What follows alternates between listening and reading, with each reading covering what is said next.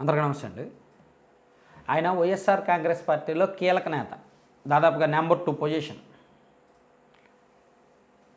So వైసీపీకి back bone, one of the pillar. ఈ మధ్య అలిగాడు ఆయన చెప్పిన వాళ్ళకి సీట్లు ఇవ్వట్లేదనో, ఏదో రీజన్ ఆయన చెప్పిన వాళ్ళకి సీట్లు ఇవ్వట్లేదనో, ఆయనంటే గిట్టని వాళ్ళకి సీట్లు ఇస్తున్నారనో, తనకు ప్రయారిటీ తగ్గించారనో, తనను ఒక పావుగా వాడుకుంటున్నారనో, తన డబ్బులు కాజేసేస్తున్నారనో, ఏదో ఒక రీజన్ ఆయన అయితే అలిగాడు. ఒక వారం రోజుల నుంచి ఎవరికి అందుబాటులో లేడు. ఏదో ఢిల్లీలో పార్లమెంట్ సమావేశాలు అలా ఇలా ఉన్నాయి, వెళ్తున్నాడు.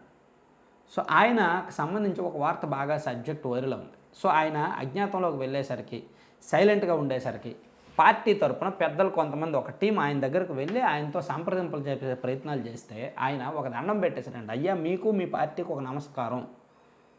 పార్టీలో ఏవి కూడా సవ్యంగా జరగట్లేదు. నేను పూర్తిగా రాజకీయాలు వదిలేద్దాం అనుకుంటున్నాను.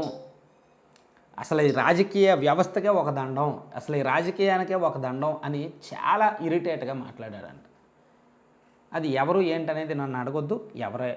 ఎవరు అనుకుంటే వాళ్ళే. వైసీపీలో కీలక నాయకుడు. ఎందుకు అంత బాధ ఏమొచ్చింది ఆయనకి? సో ఆయన ఎవరినైతే వద్దనుకున్నాడో, ఆయన ఎంపీగా పోటీ చేయాలి అంటే అక్కడ ఉన్న వాళ్ళని కొంతమంది తను వ్యతిరేకిస్తున్నారు, తనంటే గిట్టదు. సో వాళ్ళ వలన తను ఓడిపోతాను కాబట్టి వాళ్ళని పంపించామన్నాడు. సో వాళ్ళని పార్టీ పంపించేసినప్పటికీ అక్కడ పావులు పెత్తనం మాత్రం ఎవరైతే వెళ్ళిపోయారో వాళ్ళ చేతుల్లోనే ఉంది. అది ఆయనకు నచ్చల. ఇక్కడ పోటీ చేసేది నేనైనప్పుడు పెత్తనం నా చేతిలో ఉండాలి, నేను ఎవరికి చెప్తే వాళ్ళకి సీట్లు ఇవ్వాలి. అలా కాకుండా పార్టీకి నచ్చిన వాళ్ళకి, మీకు నచ్చిన వాళ్ళకి సీట్లు ఇచ్చుకుంటున్నప్పుడు నేను పోటీ చేసి నాకేంటి యూజు? నాకు కనీసం ఒక 100, 120, 80 ఖర్చు అవుతాయి. మరి అంత ఖర్చు పెట్టినప్పుడు పదవికి విలువ ఉండాలి, పెత్తనం ఉండాలి కదా. అసలే జిల్లాలో కొంతమంది నాయకులు, చాలామంది నాయకులు పార్టీ మారిపోయారు. జిల్లాలో పార్టీ పరిస్థితి బాగోలేదు. నేను జిల్లా బాధ్యతలు తీసుకొని నెత్తిన వేసుకొని చేద్దామన్నా సరే ఎవరూ సవ్యంగా ఉండట్లేదు. సో అందుకని పూర్తిగా నాకు ఇస్తే పెత్తనం ఇవ్వండి, నేను చేసుకుంటా, నేను చూసుకుంటా. లేదు అనుకుంటే మాత్రం మీరు మీ పార్టీ మీరు చూసుకోండి, నన్ను వదిలేయండి అని చాలా డైరెక్ట్గానే చెప్పాడంట. సో వైసీపీలో ఈ వ్యవహారం, ఈ పరిస్థితులు కొంచెం గందరగోళాన్ని దారితీస్తున్నాయి. యాక్చువల్లీ జగన్మోహన్ రెడ్డి గారి స్థాయిలో ఇటువంటి నాయకులను పిలిపించి 1-2 సార్లు మాట్లాడాలి.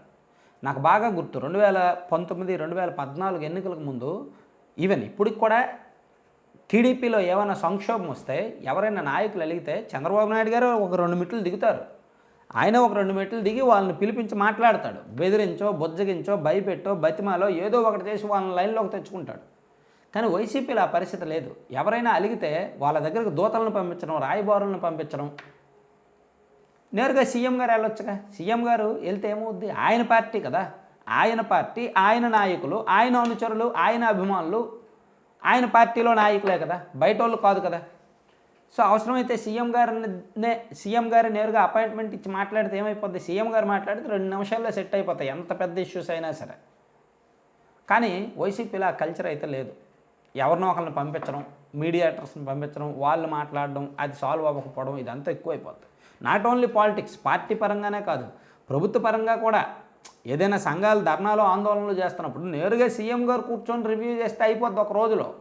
కానీ ఆయన ఎందుకో మరి అలా చేయట్లా. Thank you.